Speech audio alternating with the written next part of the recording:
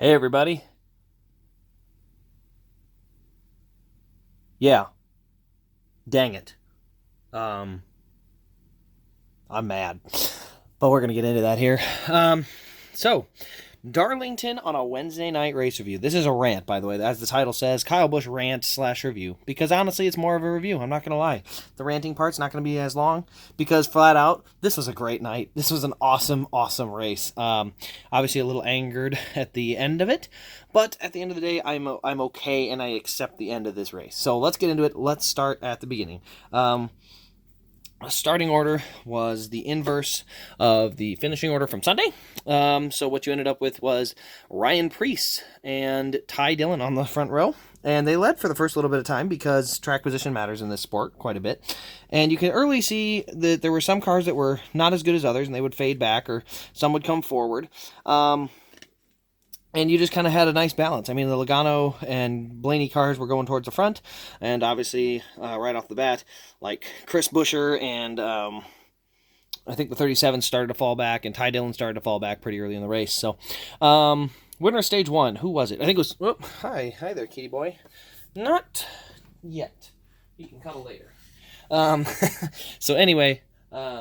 Boyer wins stage one and stage two. He wins them both. And he had a close challenge from Chase Elliott in stage two, but the first one he pretty much ran away with.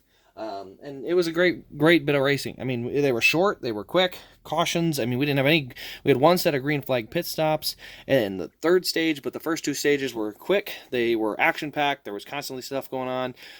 The passing still, yeah, it was okay. I'm not going to lie. I'd like to see a little less downforce, add a little more to the driver's hands. But at the end of the day, it was still really good. But by the time we got to stage three, it was action time. So, oh gosh, where do we start? Eric Jones making a 3-wide pass to the lead. That was incredible. Then we have Chase Elliott hunting down and passing Eric Jones, taking the lead and going on a long leading stretch through a set of green flag pit stops. But during the green flag pit stops, we have a caution for Clint Boyer blowing a tire. And so we're right back where we started, where we've got strategy now playing in because Brad Keselowski and Brennan Poole had not pitted. So now those two are going to get to pit and get fresh tires. Denny Hamlin comes back in and pits as well, which turns out to be the race-winning move. And then also... yeah, that's it. It was those three that pitted. Everyone else was trapped a lap down, so they come around on the wave around and get back on the lead lap. And then when we go green... Okay, buddy. And then we go green again. I'll just hold him here. And then we go green again, and we've got Elliott and Keselowski battling very hard for the lead. I mean, there was at one point... Keselowski was he was 90% clear, and Chase Elliott side drafted him and sent it off into turn one and held him off for the lead and drove back away from him.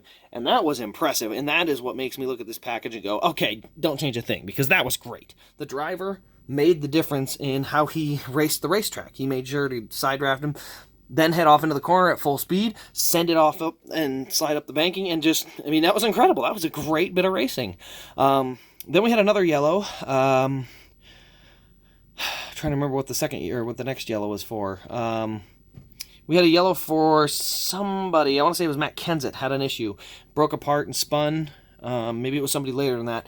And then we go to pit road. So here's what happens on the final set of pit stops. Chase Elliott comes in. Kevin Harvick, a whole bunch of those guys kind of come in pit road, and Harvick wins the battle off pit road in 5th, Elliott 6th. I think Kyle Busch was in there too. It was Harvick 3rd, Busch 4th, Jones 5th, I want to say, and Elliott 6th. But being the outside lane was dominating on the restart, it was Hamlin, Busch, and Elliott on the top side that all ran their way to the lead. Then Kyle Busch made a run under Denny Hamlin, and this is where the controversy starts. He didn't get there. Elliott filled the hole up top, and as Kyle Busch tried to jump in line to keep Kevin Harvick from getting past him, he dumped Chase Elliott. I mean, full-blown dumped him. And that's what happened. I mean, you can hear Kyle Busch. He said he made the mistake, and he doesn't disagree. Now, here's the thing. Kyle Busch is owed a dump. If they're racing for the win at Charlotte, he deserves to be dumped for the win. Not that you shouldn't. I mean, to my personal opinion, you shouldn't do that normally, and that should be a special occasion. But, he deserves to get turned because that's the way it works. The fact is, he ran over Chase Elliott. He made the mistake. He admitted he made the mistake, but the fact is he made it. And Chase Elliott got a 38th place finish in a wrecked race car. So no matter how many times you can say you're sorry, that doesn't change the fact that Elliott's got a wrecked race car. Now, Kyle Busch, for them who say he was a dirty driver, I don't think so. I'm sorry, but that wasn't intentional.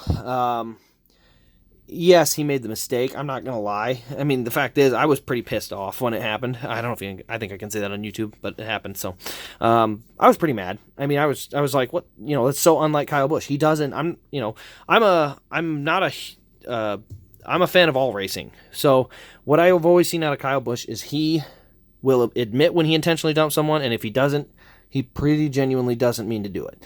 And I don't think he meant to dump someone. Now, again, that doesn't change the fact that it happened. And the fact is he's got one coming now because he does. But the fact is, I still think Kyle Busch is still a really good driver. I mean, looking at the way he handled that, that's exactly what I would want my driver to do. I would want him to be honest. I screwed up. I made the mistake. You know what? That's completely acceptable. I don't like it. Again, I still think he's owed a dump. He's still owed to get turned, but that is the right, that's the honest answer. Honestly, Hamlin's answer at Martinsville, the reason people hated that so much is he didn't take the blame. You send a guy off into the corner, into the wall, and then you sit there and say, he checked up in front of me. It's like, come on. We all know that's not true. We all know that that's not true.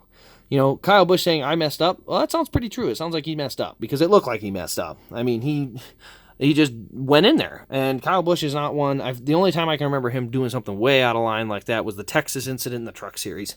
Every other time he's gotten in a little conniption with someone else, they're either racing and a mistake is made or something along those lines. But I have never seen Kyle Busch intentionally dump someone who he has had no previous incident with. So in that situation, again, I'm still mad because Chase Elliott just took a hit in points and everything like that. The fact is, Chase Elliott could very easily be the point leader without a cut tire at Vegas, and obviously what happened tonight. He could have 2 wins and easily be the point leader because he lost easily 40 to 50 points in those 2 races alone. So, I think that's a big deal. So, anyway, let's get into the official part of the race review that I like. This was a fantastic race. I'm not happy about the result. Denny Hamlin winning, I'm kind of indifferent to. Denny is great at Darlington. Look at his numbers. Denny's great at Darlington. I mean, it shows. But this race had everything. We had drama. We had action. We had cautions. We had crashes. We had a potential fight on pit road, which NASCAR broke up, which I'll rant on that tomorrow.